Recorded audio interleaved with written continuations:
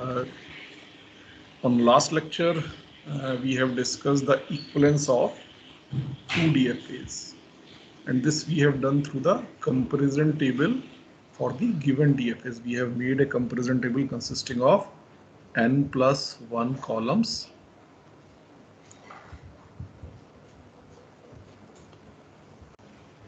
and we were starting from the pair of the start vertices of both the DFAs, and then we were looking at what uh, what pair of states are reachable in both the DFAs. Okay, then we have practiced some examples over it. So we have learned basically how we can find whether two given DFAs are equivalent or not. Our today's agenda is to obtain an epsilon and FA from the given regular expression. Basically, our agenda is to find an FA from a given regular expression. So meaning thereby we have regular expression with us and we wish to find the FA corresponding to it. Okay. Up till now we have designed the DFAs. Then we have seen we can also design NFAs and we can convert our NFAs to the corresponding DFAs. Then we have discussed that we can also design epsilon NFAs in some of the cases. And these epsilon NFAs we can convert to the NFAs also by removing the null moves. And we can convert these epsilon NFAs directly to the DFAs using the same method which we have used to convert NFAs, normal NFAs to the DFAs. Okay. Now we are going to discuss further that if we are being given regular expression, or we know the regular expression corresponding to the language, because regular expressions are more close to our understanding. All words ending with A, so we simply write A plus B asterisk A. All words starting with A ending with B, so we write A plus B asterisk B, something like this. So in many of the cases we can find the regular expression in much more easier manner than the DFAs. But ultimately we have to design the machines and we have to design the FAs. So if we are able to find the regular expressions, what are the methods by which we can convert our regular expression to the corresponding FA? So the method which we'll be using, that is the Kleen's theorem. We'll use this method to convert our regular expression not to the FA directly, but we will convert it to the epsilon and FA. And as we know that if we can find an epsilon and FA corresponding to a given language, we can easily convert this epsilon and FA to the DFA. And whatsoever DFA we get, if we minimize that DFA, we can find an optimized design. So we start our discussion of the Kleen's theorem, then we will take one example corresponding to it. First of all, let us look at what Kleen theorem says. It simply states that every FA represent a regular language or vice versa. Means each FA represent a regular language.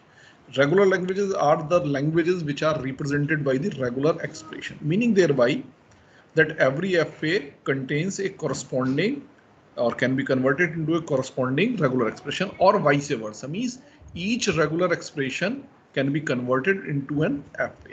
Okay, so that's why we are concluding that every regular expression R, suppose R is a regular expression, can be recognized by some finite automaton, means corresponding to every R we can find a finite automaton. Now we will first look at the proof of this particular theorem. So proof of this particular theorem is based on the principle of induction on the total number of characters in R. So these are two important things. We have an inductive proof for it on the basis of number of characters in R. So what do we mean by number of characters in R? First of all, we'll look at. So suppose I'm taking a regular expression R is equal to, say it is epsilon plus 1, 0, asterisk, 1, 1 asterisk, and 0. Then if I ask you how many characters are there in this regular expression, what is the length of this regular expression? So it simply means whatsoever characters you have written in this regular expression. So characters in the regular expression may be epsilon, it may be phi, means जिनसे भी हम regular expression बना सकते हैं. All the elements of our input alphabet, we call it as AI. Suppose our input alphabet sigma is A comma B, then I can simply say in place of AI, it is A and B, and then all the operators which we can write in the regular expression, that is the asterisk and plus. So these all constitute the length of the regular expression. So if we take this definition, then regular expression R is having the length 1, 2, 3, 4, 5, 6, 7, 8, and 9. So the length of this particular regular expression is 9. I hope you are okay with the concept of length of the regular expression, class. Class, is it clear? How do we find the length of a regular expression? What do we mean by the length of a regular expression? In the regular expression, if anywhere bracket comes, so bracket we do not count as the length of the regular expression because they are just to form a part of the regular expression. So they show the divisions in the regular expression, but they are actually not the part of the regular expression. So whenever left and right parentheses will come, they will not be counted into the length. In the length, we will count only the epsilon symbol if somewhere it is occurring, phi symbol if somewhere it is occurring, the symbols from the input alphabet, and the operators which are possible in the regular expression. So only these will contribute to the length of the regular expression. Is it clear, class? Yes, sir. Okay. So now we move forward. What will be the basis? जब हम inductive proof करते हैं तो inductive proof के दो हमारे basic steps होते हैं. पहला होता है हम एक बेसिस कि जो एक बेसिस फॉर्म कर रहा है, उसके बाद हमारा स्टेप क्या होगा? इंडक्टिव स्टेप होगा. Is it? हमारा स्टेप क्या होगा? इंडक्टिव स्टेप होगा. First of all will look at basis. What is the basis of this particular proof? So let the number of characters in R be 1. क्या 1 length से कम का कोई भी रेगुलर एक्सप्रेशन पॉसिबल है? कोई रेगुलर एक्सप्रेशन 1 लेंथ से कम का possible नहीं. 0 लेंथ का कोई रेगुलर एक्सप्रेशन पॉसिबल नहीं है, because if my regular expression is only the epsilon, it is contributing 1 length to it, because epsilon की हम क्या है 1 लेंथ काउंट करते हैं. Epsilon is a null string, it will not contain any symbol, but epsilon itself in the regular expression is 1 character, so it is contributing the length 1. so 1 length से कम का कोई भी regular expression possible नहीं है. तो सबसे छोटा regular expression हमारे कौन से होंगे? 1 length के होंगे.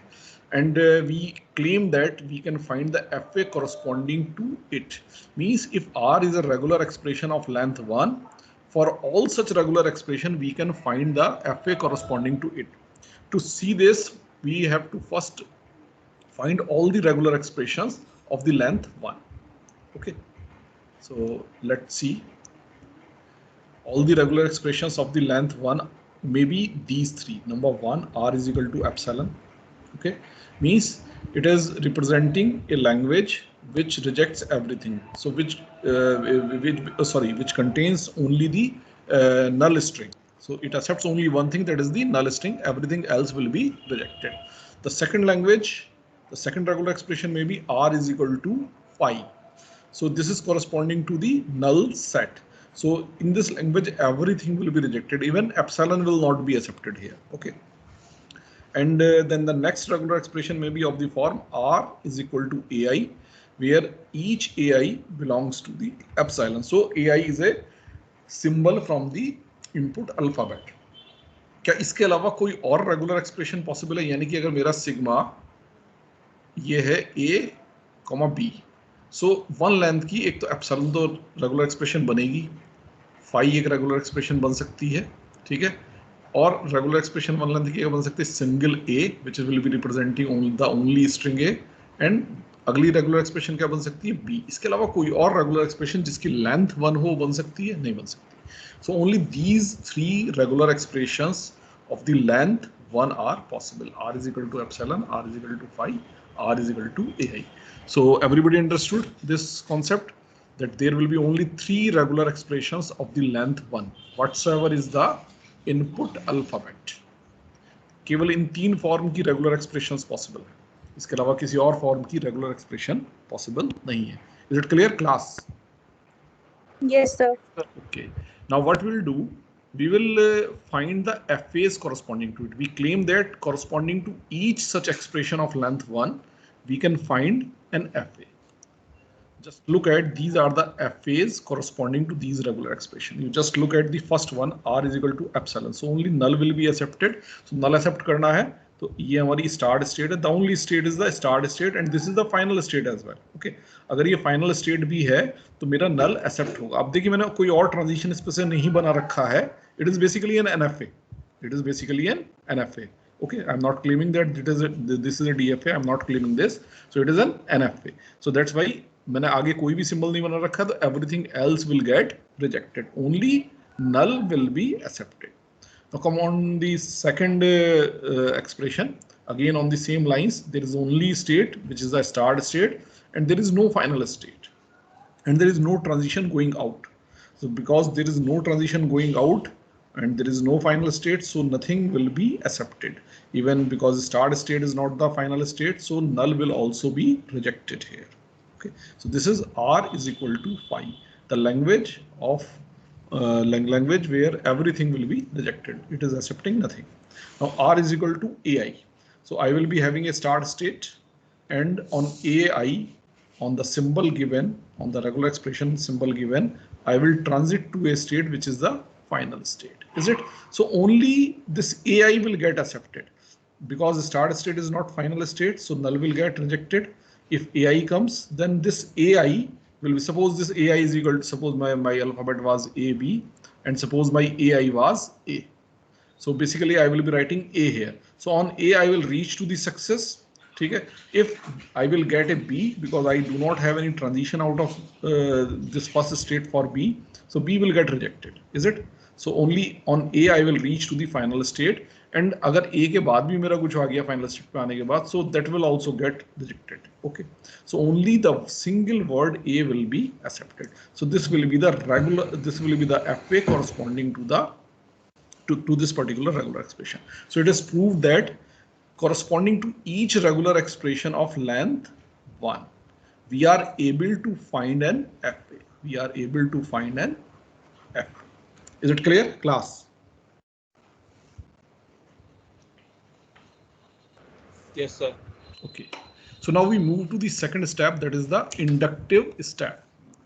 Now in the inductive step, we assume that theorem is true for all regular expressions with n characters or less. Inductive step हम कैसे परफॉर्म करते हैं? n के लिए assume करते हैं और n+1 के लिए प्रूफ करते हैं. Is it? आपने 11th 12th में किया होगा. Okay, so we are assuming that theorem is true for all regular expressions with n characters or less. यानी कि हम क्या assume कर रहे हैं कि हमारे पास n characters या उससे कम characters की अगर कोई भी regular expression है तो उसके corresponding एक FA हमारे पास है.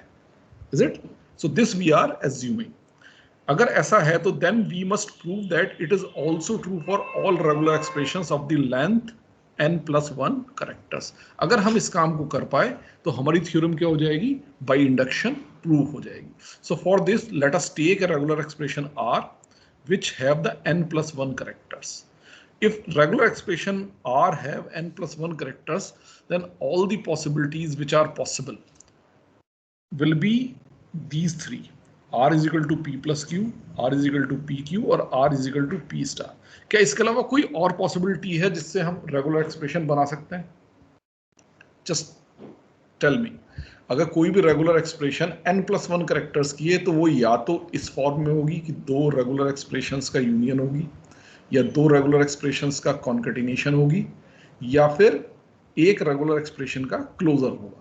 Is it or not? इसके अलावा कोई चौथा मेथड है हमारे पास रेगुलर एक्सप्रेशन बनाने का?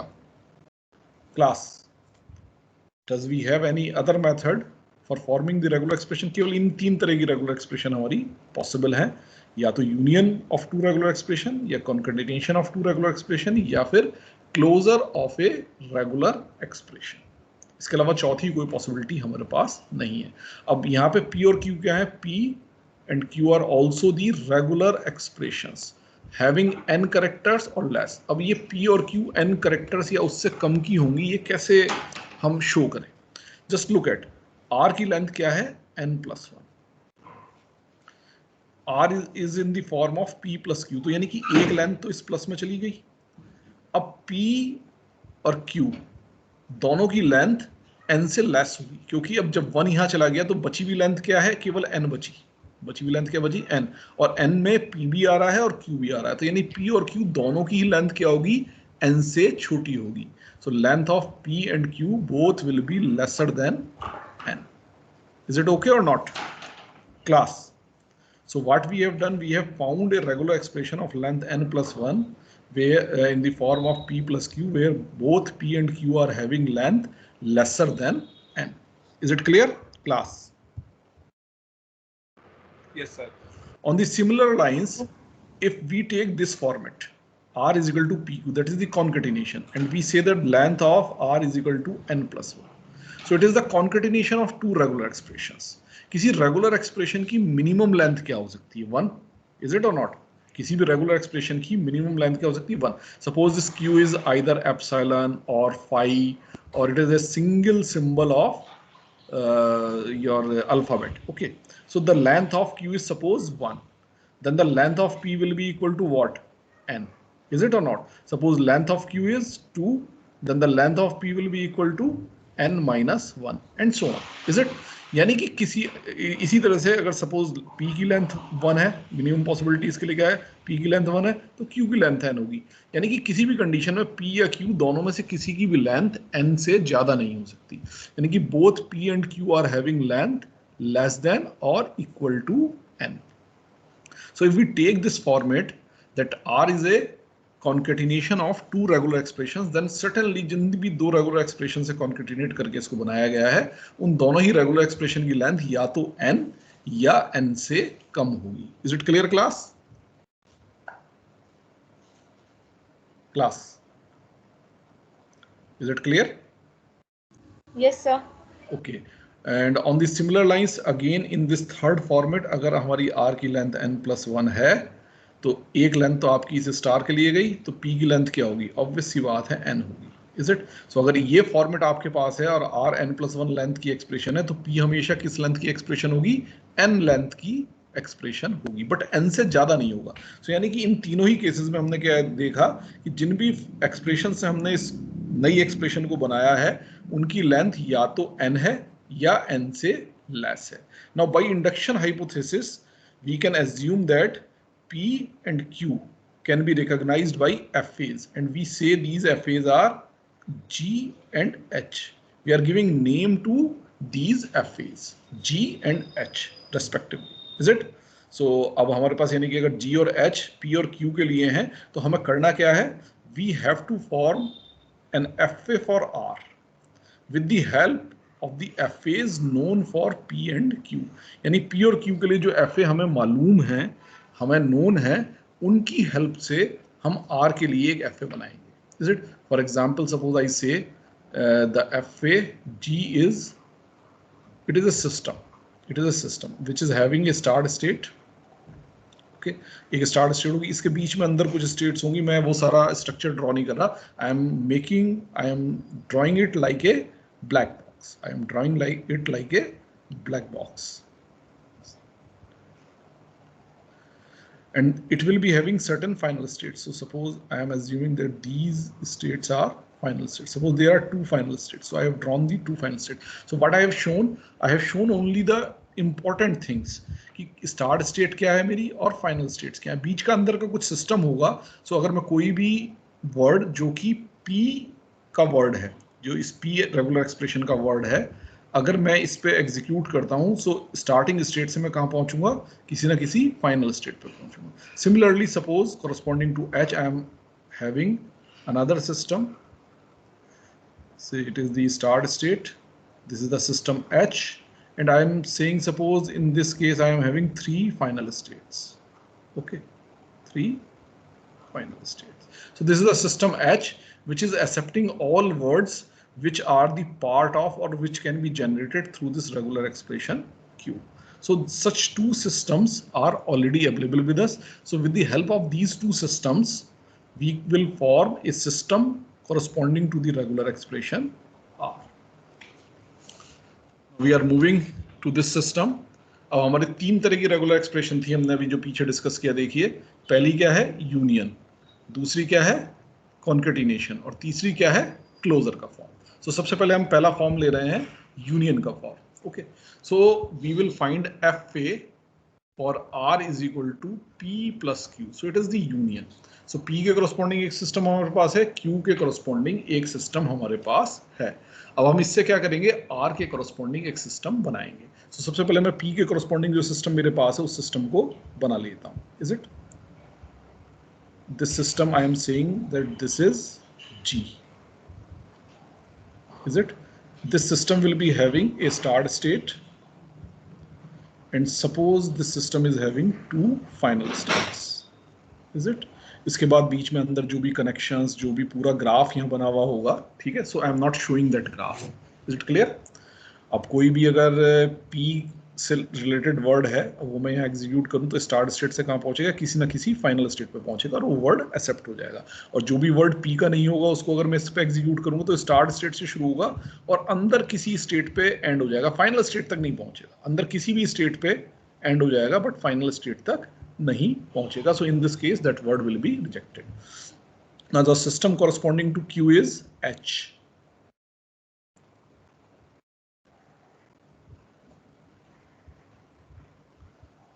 And it is also having a start state, and as we have assumed that it is consisting of suppose 3 final states. So this number I am just taking, so it may be any number as per the system. Okay, so हमारे पास दोनों system हो गए, P के corresponding भी, ये हमारा P के corresponding system है, ये हमारा Q के corresponding सिस्टम है. अब हम R के corresponding एक सिस्टम बनाने जा रहे हैं. So ये सिस्टम हम कैसे बनाएंगे? What we'll do, we will create a start state.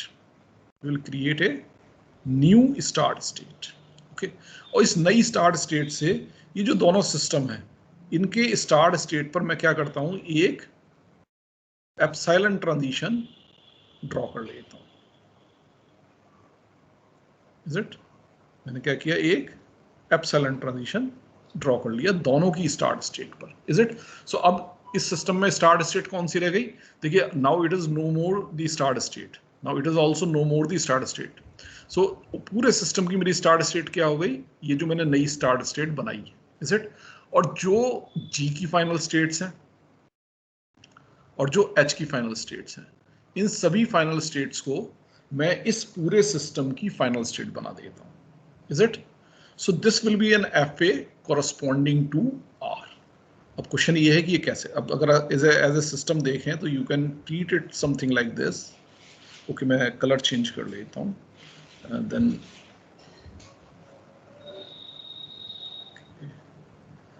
Options,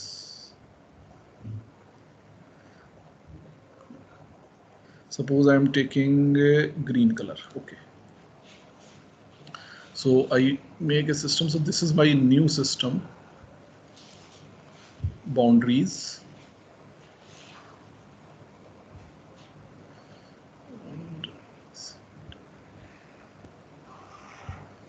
So this is the new system. ये जो green box आपको दिख रहा है, this is your new system which is having this start state and these final states. यानी कि बाकी अंदर का सारा सिस्टम वही वैसा का वैसा ही हमने रहने दिया. हमने क्या किया, केवल इसका एक जो है, इसकी जो फाइनल स्टेट्स थी उनको नए सिस्टम की फाइनल स्टेट अज्यूम किया और एक नई स्टार्ट स्टेट बनाई. उस नई स्टार्ट स्टेट से दो एप्सिलॉन ट्रांजिशन इन दोनों ही सिस्टम की स्टार्ट स्टेट पे लेगा. अब क्वेश्चन ये है कि ये R के सारे वर्ड्स को एक्सेप्ट कैसे करेगा. अब R में कौन से वर्ड्स होंगे, या तो P के वर्ड्स होंगे या फिर Q के वर्ड्स होंगे, इसके अलावा कोई और वर्ड्स थोड़ी होंगे. Suppose your L1 is suppose AB, BA, suppose, and suppose your L2 is, the second language is suppose BB, like this. So what will be the union of this? Union of this will be AB, BA and BB. So L1 union L2 will be equal to AB, BA and BB.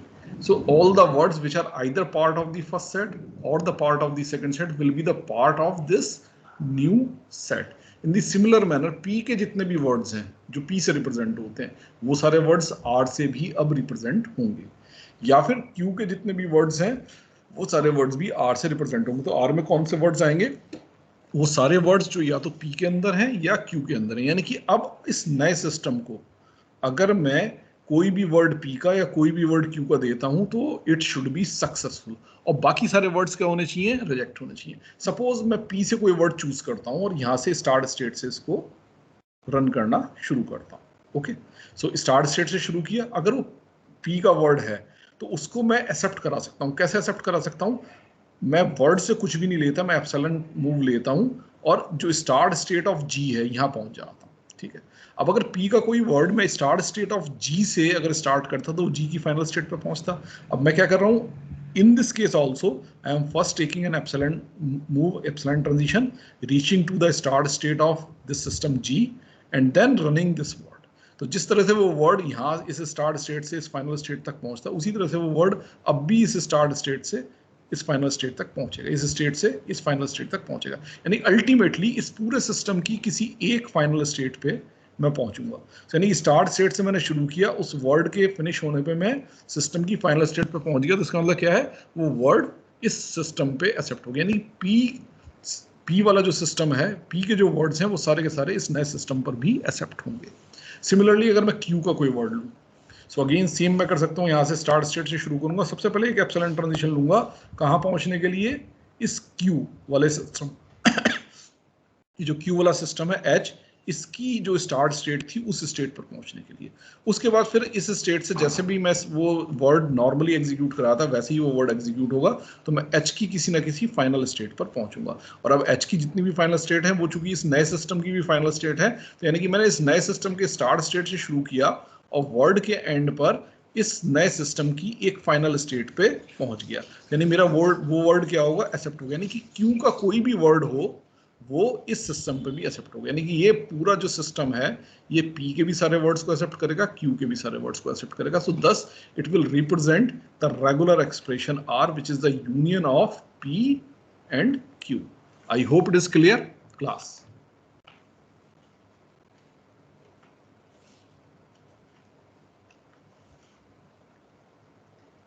Class, it is clear?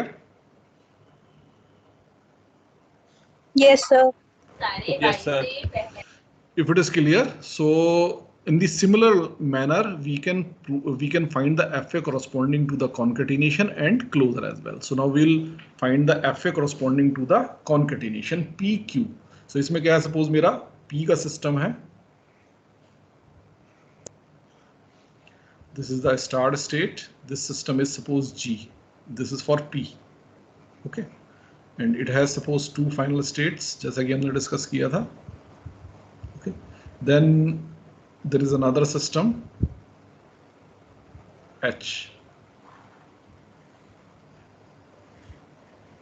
which is corresponding to Q, okay, and suppose it is having three final states.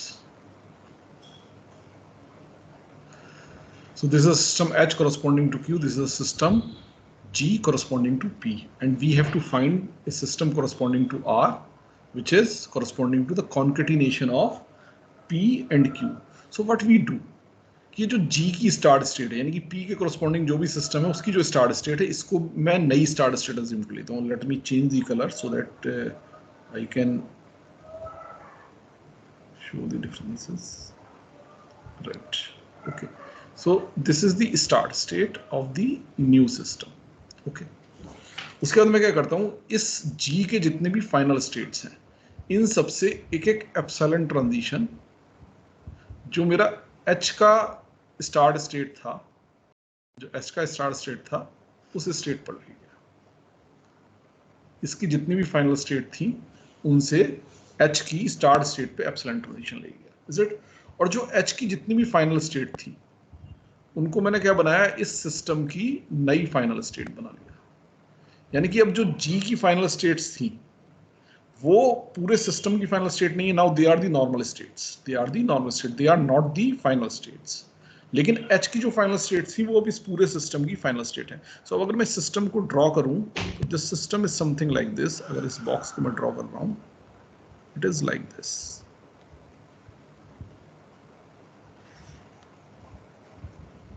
Is it? So ये जो बाहर red वाला box है, now it is showing the new system which is corresponding to R. Okay, इस system में क्या हो गया, यानी कि जी की तो मैंने स्टार्ट स्टेट ली, एच की फाइनल स्टेट्स ली, और जी की जितनी भी फाइनल स्टेट्स थी उनको एच की स्टार्ट स्टेट से एप्सिलॉन ट्रांजिशन के थ्रू कनेक्ट कर दिया। अब ये, लेकिन ये वाली जो स्टेट है जी की फाइनल स्टेट, ये सिस्टम की फाइनल स्टेट नहीं है, these will be the non final states. Okay, so यानी कि अब अगर मुझे कोई भी मेरा वर्ड आर में होगा तो वो कैसा होगा, that will be the concatenation of some word in P with some word in Q. Suppose मेरा L1 AB है और BA है, and suppose मेरा L2 BB है, is it? So L1 L2 में मेरे कौन से words होंगे? The concatenation of these two, okay? Concatenation of these two means AB and then BB. So this will be one word, then BA, BB, BA and BB. So these two words will be there in L1 concatenation L2. So यानी कि इसका अगर मैं concatenation का कोई भी word लेता हूं तो that word will be divided into the two parts, जिसमें कि पहला पार्ट किससे आ रहा होगा, P का कोई वर्ड होगा, और दूसरा पार्ट क्या होगा, Q का कोई वर्ड होगा। Is it? सो इसी तरह से तो कॉन्कैटिनेशन बनाते हैं हम। अब वो वर्ड इस सिस्टम में एक्सेप्ट कैसे होगा? अब चूंकि अगर वो आर का वर्ड है तो वो दो हिस्सों में है, उसका पहला हिस्सा पी से आता है और दूसरा हिस्सा क्यू से आता है, ठीक है? तो अब मैं क्या करता हूं, उस वर्ड को इस पे एग्जीक्यूट करना शुरू करता हूं स्टार्ट स्टेट ऑफ जी से, यानी कि सिस्टम की स्टार्ट स्टेट, यानी कि स्टार्ट स्टेट ऑफ जी से। जब मैं इस जी पे उस वर्ड को एग्जीक्यूट करूंगा तो पहला हिस्सा पूरा होने के बाद I will be on some state, some final state of G. यानी कि जब पहला हिस्सा W1 W2, ये इन दोनों का कॉम्बिनेशन जो है हमारा W है, इज इट? तो जब मेरा W1 कंप्लीट होगा तो मैं G की किसी ना किसी फाइनल स्टेट पे होऊंगा। क्यों? क्योंकि W1 is a word in this language, in the language represented by this P.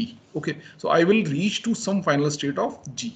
उसके बाद मैं क्या करूंगा, एक एप्सिलॉन ट्रांजिशन लेके कहां पहुंचूंगा, H की स्टार्ट स्टेट पे पहुंचूंगा। मैं H की स्टार्ट स्टेट पे पहुंच गया और मेरे पास वर्ड एग्जीक्यूट करने के लिए क्या बचा है, दिस W2, और W2 is a word in the language of Q।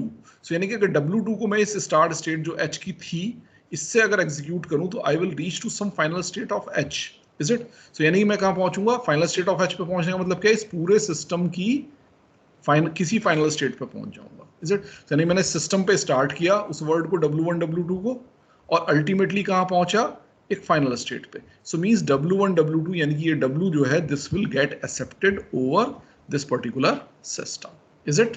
Is it okay? So all words which are the concatenation of the two languages represented by P and Q will be accepted over this FA. So it is clear to the class. So we can find an FA corresponding to R is equal to PQ if we know the FA is corresponding to P and corresponding to Q. Class. Is it clear? Yes. Yes, sir. Okay. Now we move to the next one, that is the closure. So closure will be of the form of R is equal to P star, कि कोई already existing regular expression है उसका मैंने closure लिया है। So इस तरह से मैंने इस R को बनाया है।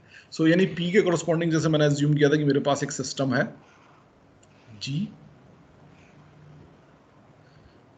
जिसकी एक start state है, this is a system G, और suppose इसकी ये दो final state है, is it? अब मुझे क्या चाहिए, ये तो मेरा P के corresponding system है, लेकिन मुझे सिस्टम किसके कॉरस्पॉन्डिंग चाहिए, पी स्टार के, यानी कि आर के कॉरस्पॉन्डिंग। तो इसके लिए मैं क्या करता हूं कि मैं एक नई स्टार्ट स्टेट बनाता हूं, और ये ना केवल स्टार्ट स्टेट होगी बल्कि it will be a final state as well, it will be a final state as well. ये ना केवल स्टार्ट स्टेट होगी बल्कि एक काम करते हैं, इसका कलर चेंज कर लेते हैं, because so that we may look between.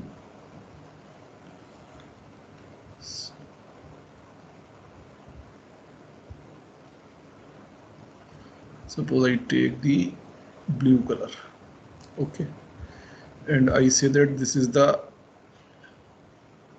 start as well as final state of the new system,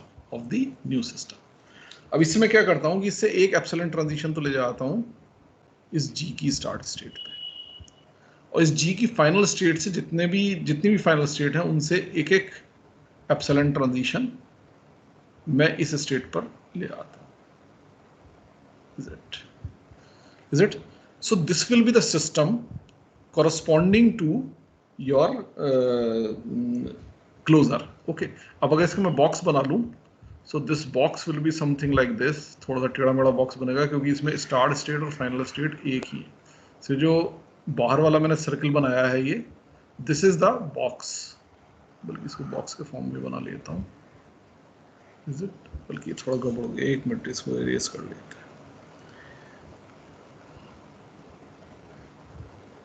Okay.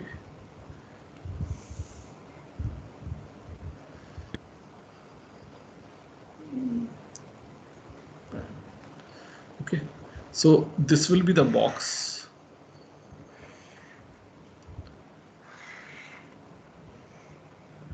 Corresponding to it. अब यहाँ देखिए चूंकि फाइनल स्टेट भी स्टार्ट स्टेट है तो इसलिए यहाँ भी शो होगी और यहाँ भी शो होगी, तो इसलिए बॉक्स मेरा मैंने किसी कॉर्नर पे ले लिया है. ठीक है, अब इसको आप कैसे भी बना लीजिए, इसको समझना है बस केवल आपको. This will be the start state as well as final state. और जो ये फाइनल स्टेट ऑलरेडी थी, now these will be the normal state. They will not be the final state of the system, they will be the normal states. Is it? So in this manner we will make the FA for the P star. So this is the FA corresponding to R. अब question ये है कि FA सही कैसे है. देखिए R is equal to P star है, यानी कि स्टार की कुछ भी वैल्यू ले सकते हैं. सो R में जो वर्ड्स होंगे those will be the concatenation of multiple words from P. यानी कि अगर सपोज इस स्टार की वैल्यू 3 है, सो R के जो वर्ड्स होंगे वो किस फॉर्मेट के होंगे, W1, W2, W3, where each W1, W2 and W3 will be a word in the language represented by P. Means W1 will also belongs to the language of P, W2 will also belong to the language of P, and W3 will also belongs to the language of P. If this W is equal to W1, W2, W3, if it belongs to the language of R. So such words will be there. इसी तरह से तो यानी कि अब मैं क्या, और दूसरे क्या हो सकता है, this W can be null as well. So that's why आप देखिए मैंने स्टार्ट स्टेट को ही फाइनल स्टेट बनाया, तो नल विल गेट एक्सेप्टेड. ओके, अगर मान लीजिए मेरे स्टार की वैल्यू 3 है और W1, W3, तो मैं क्या करूंगा, यहाँ से एक एप्सिलॉन ट्रांजिशन लेकर के क्या होगा, इस G सिस्टम की जो ओरिजिनल स्टार्ट स्टेट थी उस पर चला गया. अब मैं W1 जब अप्लाई करूंगा तो W1 अप्लाई करने के बाद इस सिस्टम की किसी फाइनल स्टेट पर पहुंचूंगा. Is it? सो बिकॉज क्योंकि W1 अगर इस P का वर्ड है तो it should get accepted, so I will reach to some final state of G. अब एक बार G की फाइनल स्टेट पर पहुंच गया, मैंने क्या किया, फिर यहाँ से एप्सिलॉन ट्रांजिशन लिया, वापस इस स्टार्ट स्टेट पे आया, और वापस एप्सिलॉन ट्रांजिशन लेके वापस इसकी स्टार्ट स्टेट पे, यानी कि इस G की स्टार्ट स्टेट पे मैं वापस दोबारा आ गया. अब मैं क्या करता हूँ, अगर W2 मेरा वर्ड है इस लैंग्वेज के अंदर, तो W2 के एप्लीकेशन पे I will again reach to the some of the final state of G. Is it? उसके बाद मैंने क्या किया, वापस ये एप्सिलॉन ट्रांजिशन लेके इस स्टार्ट स्टेट पे, फिर वापस एप्सिलॉन ट्रांजिशन लेके इस स्टार्ट स्टेट पे, इस G की ओरिजिनल स्टार्ट स्टेट पे आ गया. फिर W3 अप्लाई करूंगा because W3 is also a word in this language, so I will reach to some final state of G. उसके बाद मैंने एक एप्सिलॉन ट्रांजिशन लिया और इस अपनी ओरिजिनल फाइनल स्टेट पे आ गया, जो कि मेरे इस बाहर वाले बड़े वाले नए सिस्टम की फाइनल स्टेट थी. Is it? तो इस तरह से आप देखिए W1, W2, W3, अगर इसमें से हर एक W1, W2 और W3 इस लैंग्वेज जो P की लैंग्वेज थी उसका पार्ट था, तो ये word W1, W2, W3 will get accepted over this new system. So it will represent the closure of the P. It is clear to the class? It is clear?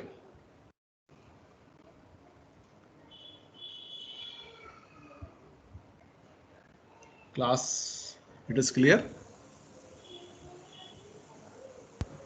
Yes, Yes. sir. Okay, so what we have done, we have seen that अगर मेरे पास n या n से smaller length के हर regular expression के corresponding एक system है, तो मैं n+1 लेंथ के जितने भी पॉसिबल सिस्टम थे, 3 तरह के पॉसिबल सिस्टम थे मैंने देख लिए, यूनियन, कॉन्केटिनेशन और क्लोजर, तीनों के कॉरस्पॉन्डिंग FA बना सकता हूं। तो इससे मैं क्या प्रूफ कर सकता हूं कि मेरा जो है हर regular expression it can be recognized by some finite automaton. So as we are able to find FA for all regular expressions having the length n+1 if we know the FA for all regular expressions of the length n or less. So we can conclude, यानी कि मेरे पास सबसे मैंने देखिए basis था 1 length के FA मैंने बना लिए थे डायरेक्टली, 1 से मैं 2 लेंथ के सारे FA बना सकता हूँ, 2 से मैं 3 लेंथ के सारे FA बना सकता हूँ, 3 से मैं 4 लेंथ के सारे FAs बना सकता हूँ एंड सो ऑन। तो इसका मतलब कि कोई भी जनरल लेंथ n है उसके कॉरस्पॉन्डिंग में एक FA डिजाइन कर सकता हूँ। So that's why every regular expression is recognised by some finite automaton, यानी किसी भी लेंथ की कोई भी रेगुलर एक्सप्रेशन मेरे पास हो, I will be able to find an FA corresponding to it. Is it clear? So this is the proof of the theorem. If it is clear, then we'll take one example.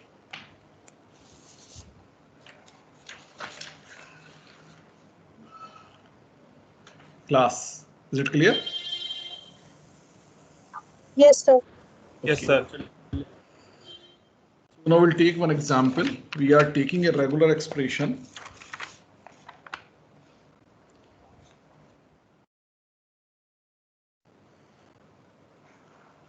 R is equal to A plus B asterisk A. Suppose this is my regular expression for which I want to make an FA.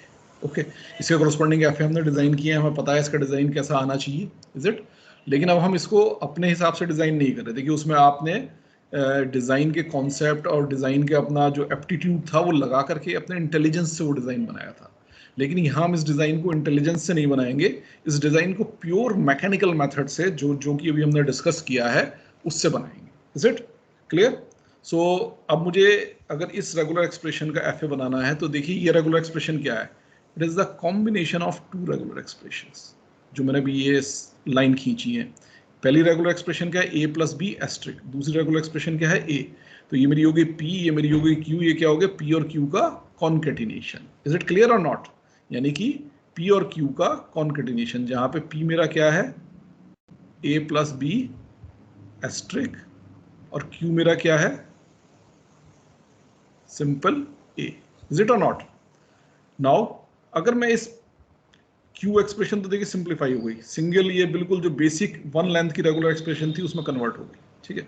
लेकिन अब ये P length वाली जो regular expression है ये अभी भी एक कंपाउंडेड रेगुलर एक्सप्रेशन है, कॉम्प्लिकेटेड है। ओके, तो अगर मैं इसे देखूं तो ये P जो है किसी रेगुलर एक्सप्रेशन के एस्ट्रिक के इक्विवेलेंट है ना, इज इट? सो अब अगर मैं इसको कह दूं कि ये मेरा सपोज Q, मैं इसको S कह देता हूं, so P is equivalent to S asterisk, so S will be equal to what, A plus, so ये P क्या है, it is equivalent to S asterisk, A plus B का एस्ट्रिक मींस S एस्ट्रिक, यानी इस expression के closure से बना है P। Is it? अब ये एक्सप्रेशन कैसे बनी है, 2 के यूनियन से बनी है, A और B के यूनियन से बनी है। सो यानी कि ओरिजिनल एक्सप्रेशन मेरी A और ओरिजिनल एक्सप्रेशन B, यानी कि सबसे पहले मुझे A के कॉरस्पॉन्डिंग सिस्टम पता हो, B के कॉरस्पॉन्डिंग सिस्टम पता हो, तो उनका मैं यूनियन लेकर के S के कॉरस्पॉन्डिंग सिस्टम बना सकता हूँ। अगर S के कॉरस्पॉन्डिंग सिस्टम बना हो तो उसका क्लोजर लेकर के मैं P के कॉरस्पॉन्डिंग सिस्टम बना सकता हूँ। अब Q वाला सिस्टम तो वही है जो A के कॉरस्पॉन्डिंग था, तो अब P और Q को साथ लेकर के मैं R के कॉरस्पॉन्डिंग सिस्टम बना सकता हूँ। तो इस तरह से मैं अपने इस सिस्टम को ड्रा और डिजाइन करूंगा। तो सबसे पहले मैं A के कॉरस्पॉन्डिंग सिस्टम बना रहा हूँ। सो मैं एक स्टेट से स्टार्ट कर लेता हूँ, दिस इज, बल्कि इसको जस्ट 1 मिनट,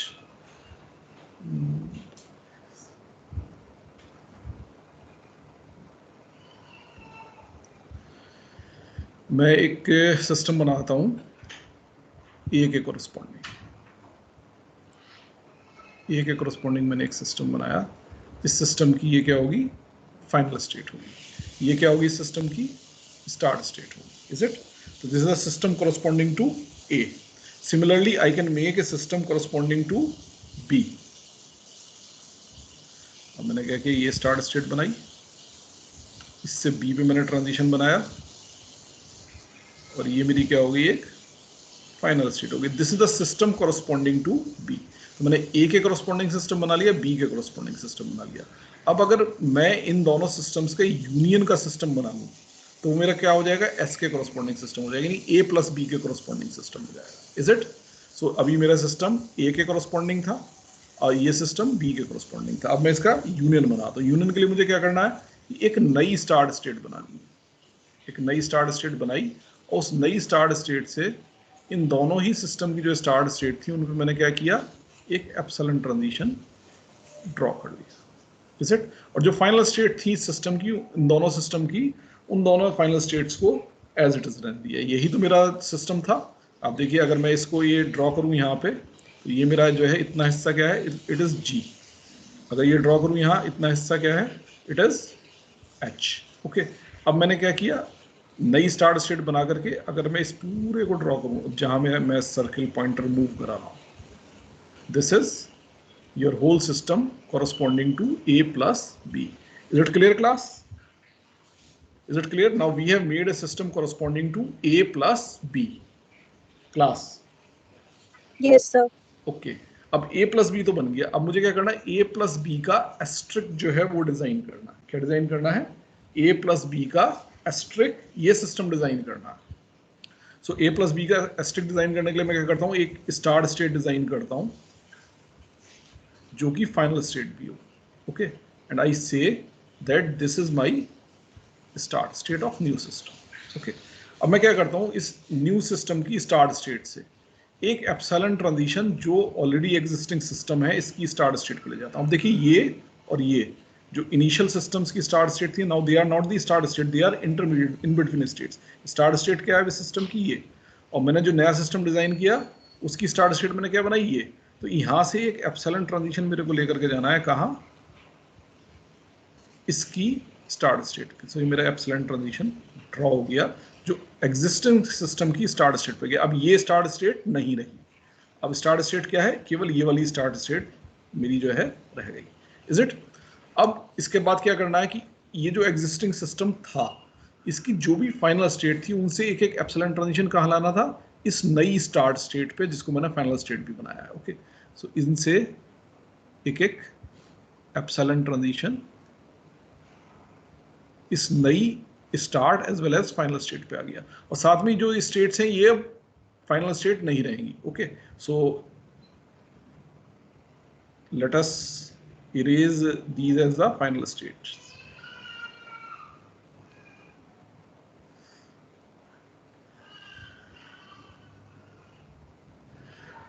मैं क्या करता हूँ, ये देखिए, अब मैंने क्या कर दिया, नॉर्मल स्टेट बना दी। Is it clear? ये मैंने क्या किया, मैंने नॉर्मल स्टेट्स बना दी। अब ये आ गई मेरी नॉर्मल स्टेट्स, केवल ये फाइनल स्टेट। अब देखिए, यही स्टार्ट स्टेट है, यही फाइनल स्टेट है। इससे एप्सिलॉन ट्रांजिशन लेके मैं यहाँ इस स्टेट पे पहुंच सकता हूँ। उसके बाद ए और बी, तो ये मेरा सिस्टम किसके कॉरस्पॉन्डिंग हो गया, ए प्लस बी एस्ट्रिक के। जैसे सपोज फॉर एग्जाम्पल, अगर मैं कोई भी word A B B A, suppose this word I executed because this is a word over A and B, so it should get accepted. Okay, so मैं देखिए epsilon लेता हूँ, यहाँ से एप्सिलॉन लेकर के यहाँ पहुँचा, A लिया, यहाँ पहुँच गया, फिर एप्सिलॉन लिया, यहाँ पहुँच गया, फिर मैंने एप्सिलॉन लिया, यहाँ पहुँचा, फिर एप्सिलॉन लिया, इस जगह पहुँचा, अगली बार B मुझे चाहिए तो B पे यहाँ पहुँच गया, फिर सिमिलरली इस पाथ को फॉलो करते हुए यहाँ आया, फिर एप्सिलॉन, फिर इस एप्सिलॉन, फिर B, सेकंड भी, ठीक है, और फिर यहाँ इस फाइनल स्टेट पे फिर एप्सिलॉन लेकर के यहाँ पहुँचा, और चूंकि अब की बार मुझे ए चाहिए तो इस पाथ को फॉलो किया, ए और यहाँ। So in this manner A B B A will get accepted, और any word which is possible over A and B will get accepted over this F. So this basically represent A plus B asterisk. So it is representing this one, A plus B asterisk. Is it clear, class? Yes, sir.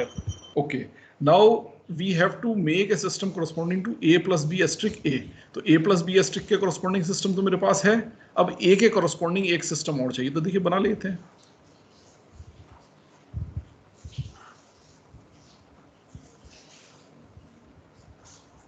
ये मेरा क्या, किसके corresponding system हो गया, A के corresponding। ये है A plus B asterisk के corresponding, ये है A के corresponding। अब मुझे क्या करना है, इन दोनों systems का concatenation करना है। कॉन्केटेनेशन में मैं क्या करता था कि जो मेरे पहले सिस्टम की स्टार्ट स्टेट है, और सॉरी जो मेरे पहले सिस्टम की फाइनल स्टेट है, उससे मैं इस नए सिस्टम उससे मैं क्या करता था कि इस दूसरे सिस्टम की जो स्टार्ट स्टेट है उस पर एक एप्सिलॉन ट्रांजिशन ले लेता था। यानी पहले सिस्टम जी की फाइनल स्टेट से जो दूसरा सिस्टम एच है उसकी स्टार्ट स्टेट पे मैंने एक एप्सिलॉन ट्रांजिशन लिया। So I have taken an epsilon transition from the final state of G to the final start state of H. और साथ में क्या करता था, ये जो एच सिस्टम है इसकी जो फाइनल स्टेट है वो पूरे सिस्टम की क्या बन जाएगी, फाइनल स्टेट। और जो ये पिछले सिस्टम जी की फाइनल स्टेट थी वो अब फाइनल स्टेट नहीं रहेगी। Is it? So I am erasing this as the final state. So this will not be the final state. So this is the start state. This is the final state of this system. और बाकी सब कुछ क्या है इसके बीच में, बाकी सब कुछ क्या है इसके बीच में. So this is the system corresponding to A plus B asterisk A. It is clear, class? If you have any doubt, you can ask. Is it clear? Yes, sir. Okay. So what we have done, आप देखिए इसमें मैंने कहीं कोई दिमाग नहीं लगाया, केवल जो मुझे नोन प्रिंसिपल्स थे बस सबसे मुझे क्या है केवल वन लेंथ के जो ट्रांजिशन सिस्टम है या वन लेंथ के जो मेरा एफए है केवल वो डिजाइन करना पड़ेगा। उसके बाद बाकी सारा इसके कॉम्बिनेशन से या तो यूनियन से या क्लोजर से या कॉन्केटिनेशन से मेरा बनता चला जाएगा। Is it? तो अब जब मेरा ये सारा का सारा बन गया तो मैं क्या करता हूँ, इनको अब देखता हूँ कि ये मेरा सिस्टम वास्तव में सही काम कर रहा है कि नहीं कर रहा है।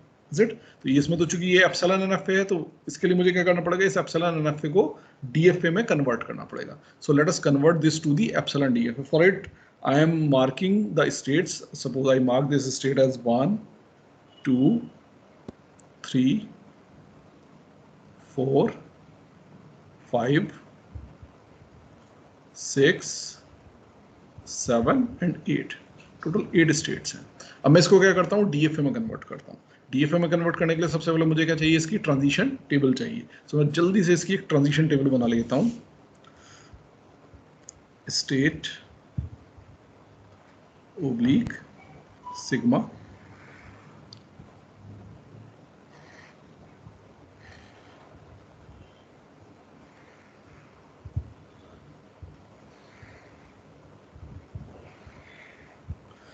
ये मेरे सिंबल्स कौन कौन से, A B epsilon. Okay, so start state मेरी कौन सी है इसमें, 6 is my start state. Okay, 6 is my start state, बल्कि स्टार्ट स्टेट 6 से क्या मैं सीधे 1 से बना लेता हूँ।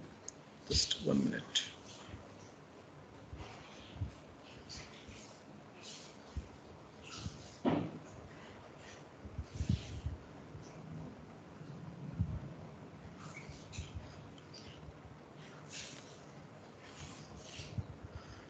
One, 2, 3, 4, 5, 6, 7 and 8.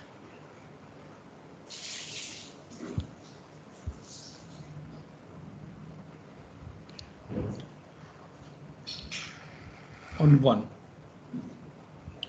on A कुछ नहीं है, 5, 1 on B, जस्ट इसके ट्रांजिशन देखते चलिए। 1 on A कोई ट्रांजिशन है नहीं, इससे केवल एप्सिलॉन पर ट्रांजिशन है। ठीक है ना, A पे है ना B पे है। सो A और B दोनों 5 और एप्सिलॉन पे किस पे गया, ये 1 से 2 पर। सो इट इज ऑन 2। अब देखिए मैं सेट के फॉर्म में लिख रहा हूँ, क्यों, क्योंकि ये एनएफए है। Is it? ओके, और एप्सिलॉन तक आ गया। अब इसी तरह से मैं 2 के ट्रांजिशन लिखूंगा। 2 के ट्रांजिशंस, 2 का transition on A, it is 3। Sir 4 पे भी गया, ओके दोनों पे जा रहा है। Okay okay, yes yes yes, you are right, you are right. Let me correct it.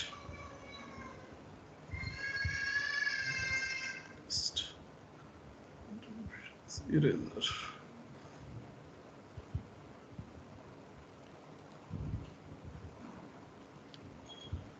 It is 2,4. Is it? अब 2 on A, it is going to 3. 2 का B पे कुछ नहीं है तो 5, 2 का एप्सिलॉन पे भी कुछ नहीं है तो 5, इज इट? इसी तरह से 3 on epsilon it is going to 6, बाकी ए और बी पे कुछ नहीं है, इज इट? सो ए और बी पे कुछ नहीं है 5, और 3 पे क्या है, और एप्सिलॉन पे क्या है, it is 6, is it okay? Then come for 4, कहीं पे भी गड़बड़ हो तो बता दीजिएगा। 4 देखिए ए पर 5 है, बी पर 5 है, एप्सिलॉन पे 5 है, इज इट? इसी तरह से 5 का ए और बी पर 5 है और एप्सिलॉन पे 6 है। No 6 is my start state as well, तो 6 का एप्सिलॉन पे देखिए एक तो 7 पहुंच रहा है, एक 1 पहुंच रहा है, ओके। सो एप्सिलॉन पे 1 है और 7 है, एप्सिलॉन पे 1 और 7। इसके अलावा और कोई ट्रांजिशन है इसका? ना, और कोई ट्रांजिशन नहीं है। सो ए और बी दोनों पे क्या आएगा, 5। Now 7 on A is 8, on A it is 8, B पे कुछ नहीं है 5, और एप्सिलॉन पे कुछ नहीं है 5। अब 8 का अगर आप देखें, it is your final state of the F, और इसका किसी पे भी कोई ट्रांजिशन नहीं है, so every transition is 5, is it? तो this transition table is correct, we have made this transition table. So this is the transition table corresponding to epsilon and F. अब मैं क्या करूंगा, इसको मुझे किस में कन्वर्ट करना है, डीएफए में। अब डीएफए में कन्वर्ट करना तो इसके लिए मुझे सबसे पहले क्या चाहिए, एप्सिलॉन क्लोजर। सो ई क्लोज चाहिए, ई क्लोज। सो ई क्लोज अगर मैं 1 का निकालूं तो 1 का ई क्लोज देखने के लिए देखिए 1 तो आएगा ही आएगा, इज इट? उसके बाद 2 पे भी जा रहा है और 4 पर भी जा रहा है। अब 2 से आगे या 4 से आगे कहीं जा पा रहा है ना, सो इट इज 1 2 4, सारा प्रोसेस हो गया। 2 से आगे नहीं जा सकते, 4 से आगे नहीं जा सकते, इज इट? सो अब 2 का एप्सिलॉन क्लोजर, सो 2 तो आएगा ही आएगा। 2 के बाद कोई एप्सिलॉन ट्रांजिशन है ही नहीं, तो यहीं पे क्लोज हो जाएगा, is it? So it is only 2। इसी तरह से 3 का एप्सिलॉन क्लोजर, अगर 3 का एप्सिलॉन क्लोजर देखें तो देखिए मैं लिख रहा हूं, इट इज 3 तो आएगा ही आएगा, एप्सिलॉन से 6 पे पहुंचेंगे, और 6 से कहाँ पहुंच सकते हैं, 7 पे भी पहुंच सकते हैं और 1 पे भी पहुंच सकते हैं, और 1 से कहाँ पहुंच सकते हैं, 2 पे भी पहुंच सकते हैं और 4 से भी पहुंच सकते हैं। उसके आगे 2 4 कहीं से आगे नहीं निकलेंगे, इज इट? सो आप इसको कंप्यूट करेंगे, so it will come 1 2 4 3 6 7, it will come 1 2 4 sorry 1 2 3 4 6 7। मैंने क्या किया, एक सीक्वेंस में लिख लिया ताकि हमें आसानी रहे। आप अगर ध्यान से देखें, 3 का मैं कंप्यूट कर रहा हूँ तो 3 से एप्सिलॉन पे 6, तो देखिए 3 आया था फिर 6 आ गया।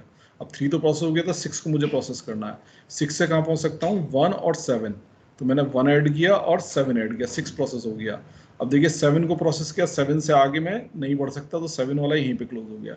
लेकिन 1 से आगे बढ़ सकता हूँ, 2 और 4 पे जा सकता हूँ, तो 1 प्रोसेस किया तो 2 और 4 ऐड हो गया।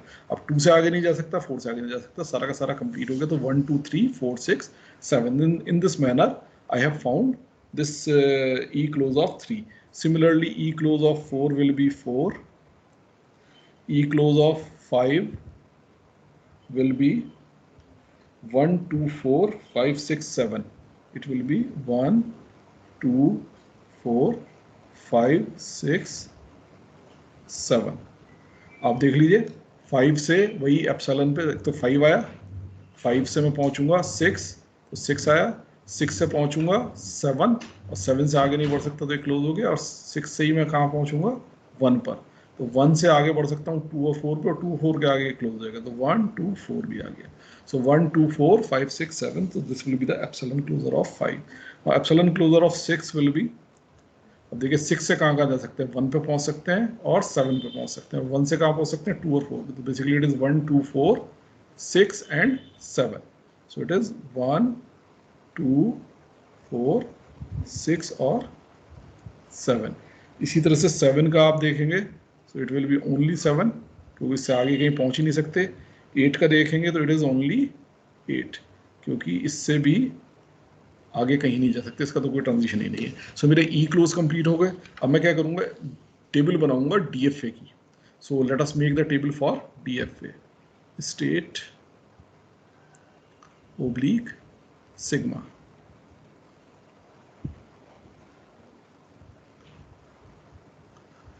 On A and on B। सबसे पहले स्टार्ट स्टेट देखिए, इसकी स्टार्ट स्टेट क्या है 6, बट चूंकि ये एप्सिलॉन एंड एफ है तो सिंपल 6 नहीं लेना है, इसका एप्सिलॉन क्लोजर लेना है, इज इट। सो 6 का एप्सिलॉन क्लोजर क्या है 1 2 4 6 7। सो यहाँ कौन सी स्टेट आएगी 1 2 4 6 7। सो this will be the state which will be the start state, is it. अब 1 2 4 6 7 ऑन ए, यानी कि 1 2 4 6 और 7 का ए पर 1 2 4 6 और 7 और इनका यूनियन, तो 3 और 8 आ जाता है, इज इट। बट 3 और 8 सीधा नहीं लिखना, 3 का एप्सिलॉन क्लोजर यूनियन 8 का एप्सिलॉन क्लोजर, और 3 और 8 के एप्सिलॉन क्लोजर का यूनियन करेंगे। देखिए 3 का एप्सिलॉन क्लोजर आ रहा है 1 2 3 4 6 7, 8 का एप्सिलॉन क्लोजर क्या आ रहा है 8, यानी कि 1 2 3 4 6 7 8, is it. So 1 2 3 4 6 7 8। So 1 2 3 4 6 7 and 8. So this will be the, oh sorry, this state I should write here 1 2 3 4 6 7 and 8, is it. So this I have written here. Now 1 2 4 6 7 on B. So 1 on B, 2 on B, 4 on B, that is 5, 6 6 7, 6 on B is 1 7, sorry 6 on B is 5 and 7 on B is 5. So it is only 5. So it is the epsilon closure of 5. Epsilon closure of 5 is 1 2 4 5 6 7. It is 1 2 4 5 6 7. अब देखिए चूंकि दोनों ही state नहीं थी 1 2 3 4 6 7 8, अभी यहाँ नहीं आई थी तो इसलिए मैंने यहाँ लिखी थी। 1 2 4 5 6 7 भी नहीं है तो ये भी मैं यहाँ लिख लेता हूँ 1 2 4 5 6 7 5 6 7। Just 1 minute. Options eraser.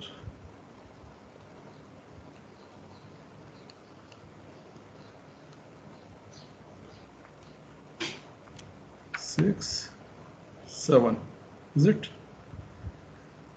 ये मेरे पास आ गई। अब 1 2 3 4 6 8, तो 1 2 3 4 तक तो कंटिन्यूशन में, उसके बाद 6 7 8। सो 1 2 3 4 यानी कि यहाँ तक का यूनियन 3 आया, और 6 7 8 इट इज 8, यानी कि अगेन 3 8, और 3 8 का एप्सिलॉन क्लोजर हमारा क्या आया था, यही आया था 1 2 3 4 6 7 8। So the same one 1 2 3 4 6 7 8, is it? Of this on B. So 1 2 3 4 on B is 5 and 6 7 8 on B is 5. So it is total 5. So 5 का वही epsilon closer क्या था, again 1 2 4 5 6 7. So it is 1 2 4 5 6 7. Now 1 2 4 5 6 7 on A and B, यानी कि 1 2 and 4 5 6 7. 1 2 means 3, 4 5 6 7, वही वापस 3 8 आ गया, 3 8 आ गया, तो वापस यही ट्रांजिशन आएंगे, 1 2 3 4 6 7 8। और यहाँ मेरा क्या आएगा, दिस ऑन बी, यानी 1 2 and 4 5 6 7। सो 1 2 is 5 and 4 5 6 7, ये 5 का वही एप्सिलॉन क्लोजर 1 2 4 5 6 7। अब अगर मैं इस ट्रांजिशन टेबल को सीधे इसको A एज्यूम कर लूँ, इसको B एज्यूम कर लूँ और इसको C एज्यूम कर लूँ, तो आप देखिए यहाँ मेरी एंट्रीज क्या आएंगी B, B एंड B, और यहाँ एंट्रीज मेरी क्या आएंगी C, C and C. Is it? अब इसका मैं जल्दी से एक DFA बना लूँ, अच्छे से फाइनल स्टेट रह गई। तो देखिए इसकी फाइनल स्टेट आपकी क्या है, 8 है। तो इन जिस स्टेट में से भी 8 आ रहा हो, देखिए इसमें 8 नहीं आ रहा, इसमें 8 आ रहा है, तो ये मेरी क्या होगी, ये मेरी फाइनल स्टेट हो जाएगी। सो माई B will be the final state. यहाँ पे 8 आ रहा है, नहीं आ रहा। ओके, अब मैं फटाफट से इस FA को ड्रॉ कर लेता हूँ। A मेरी start state, on A I am going to B, on B I am going to C, on A I am going to the state capital B, on B I am going to the state capital C. Is it? अब B मेरी final state भी है, तो मैं इसको final state बना लेता हूँ। B on A, it is remaining to itself B. B on small b, it is going to capital C. So on small b, it is going to capital C. अब capital C on A, it is moving to B. Capital C on A, it is moving to B. And capital C on small b, it is remaining to itself, that is capital C. So आप देखिए ये मेरी state बन गई, ये मेरा FA आ गया. Now you can understand that this FA is corresponding to A plus B STK. All words ending with B will be accepted over it. Okay. अब इसको अगर आप मिनिमाइज कर लें तो आपका जो है मिनिमाइज्ड DFA आपको मिल जाएगा। हमने मिनिमाइजेशन के ड्यूरेशन में जब एग्जांपल्स देखे तो उसमें ऑलरेडी हमने इस FA को जो है मिनिमाइज किया हुआ है। ओके, एक बार करके देख लेते हैं, इसको फटाफट से जल्दी से मिनिमाइज करते हैं। Pi 0 is equal to what, final state एक तरफ, नॉन फाइनल स्टेट एक तरफ। Okay, so it is B and it is A comma C. Is it? ये पाई 0, पाई 1। अब पाई 1 में B तो एज इट इज आएगा क्योंकि ये सिंगल स्टेट है, फर्दर ब्रेक हो ही नहीं सकती।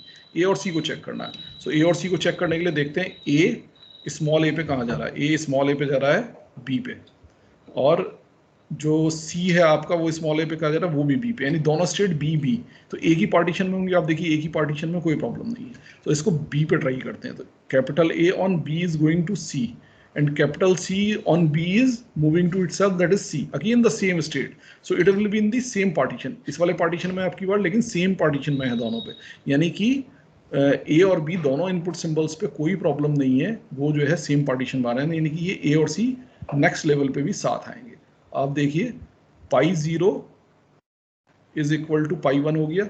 इसका मतलब क्या है कि pi 0 will give me the final set of equivalence classes. सो यानी इसके कॉरस्पॉन्डिंग मेरी स्टेट बनेगी। तो मेरी एक स्टेट बनी किसके कॉरस्पॉन्डिंग, A और C के कॉरस्पॉन्डिंग, और दूसरी स्टेट बनी मेरी B के कॉरस्पॉन्डिंग। अब जो B के कॉरस्पॉन्डिंग, चूंकि B इसकी फाइनल स्टेट थी, तो B के कॉरस्पॉन्डिंग जो भी क्लास होगी या जो भी स्टेट होगी, ये यहाँ भी फाइनल स्टेट होगी। यहाँ मेरी स्टार्ट स्टेट A थी, तो A के कॉरस्पॉन्डिंग जो भी क्लास थी वो मेरी क्या होगी, स्टार्ट स्टेट होगी। अब इसके ट्रांजिशन कंप्लीट कर लेते हैं। अब देखिए A on A was going to B, so A या C किसी को कह दो, on A it was going to B, so on A it is moving to B।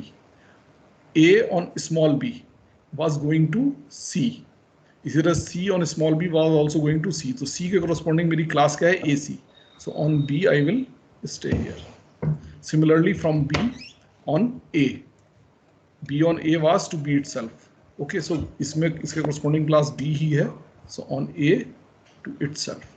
On B it was moving to C, C के corresponding class मेरी कौन सी है, AC। Okay, so on B it will be moving to the AC। आप देख सकते हैं ये वाला डिजाइन आपको नोन होगा, यही डिजाइन हमने बनाया था all words ending with A के लिए। सो आप देखिए रेगुलर एक्सप्रेशन मेरी थी, और रेगुलर एक्सप्रेशन से मैं क्या बना सकता हूँ, एक एप्सिलॉन NFA, एप्सिलॉन NFA को मैं DFA में कन्वर्ट कर सकता हूँ, और DFA को मैं फर्दर मिनिमाइज कर सकता हूँ। Is it? So these all things I can do. अगर आप इस पूरे प्रोसेस में देखें तो मैंने कहीं भी इंटेलिजेंस यूज नहीं की है, मैंने केवल क्या किया है, जो मेरे प्रोसेस थे उनको फॉलो किया है। So the algorithmic process I was following and I was able to find the FA, the machine, the design corresponding to a given language. So this is what I wanted to discuss. So two things we have learned, that corresponding to each and every regular expression there is possible an FA। और दूसरे क्या है कि अगर आपको जो है देखिए कभी एग्जाम में कोई क्वेश्चन आता है FA बनाने का, यूजुअली तो आपको एफ ए डायरेक्ट बनाना चाहिए, क्योंकि डायरेक्ट बनाना आपको चूंकि प्रैक्टिस कर लेंगे तो आसान होगा, but even then in some cases you are not able to design your F A but you know the regular expression. So what you can do, अगर आपके पास समय है और बाकी क्वेश्चंस आप कर चुके हैं तो आप इस प्रोसेस को ट्राई कर सकते हैं कि इससे पहले एप्सिलॉन एन एफ ए बनाइए और एप्सिलॉन एन एफ ए को डीएफए में कन्वर्ट कर लीजिए. डीएफए में कन्वर्ट करके जो भी आपका डिजाइन आएगा that will be the correct design for DFA. बहुत आप चाहें तो उस डिजाइन को मिनिमाइज कर लीजिए तो आपको ऑप्टिमाइज डीएफए का डिजाइन मिल जाएगा. तो इस तरह से आप जो है उस डीएफए को डिजाइन कर सकते हैं. But normally I will not advise you to design your DFAs like this because it is a lengthy process. आप देखिए बहुत सिंपल सा डीएफए था a+b*a, उसके लिए हमें कितनी मेहनत करनी पड़ी, इज इट? सो ये जो है इसमें इंटेलिजेंस भले ही नहीं यूज हो रही है but it is a lengthier process. सो अगर आप इस प्रोसेस के लिए एक प्रोग्राम बना लें then it is very good. आप इसके थ्रू जो है सिस्टम के through the computation you can draw the designs. So this was all my recommendations for today and all I wanted to cover for today. If you have any doubt, you can ask class. If there is no doubt, we can close. Class, if there is no doubt, we can close.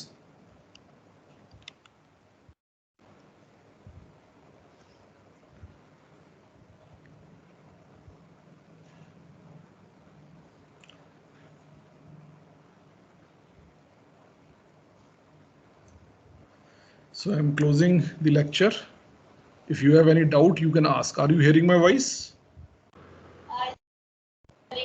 Yes, sir. Okay.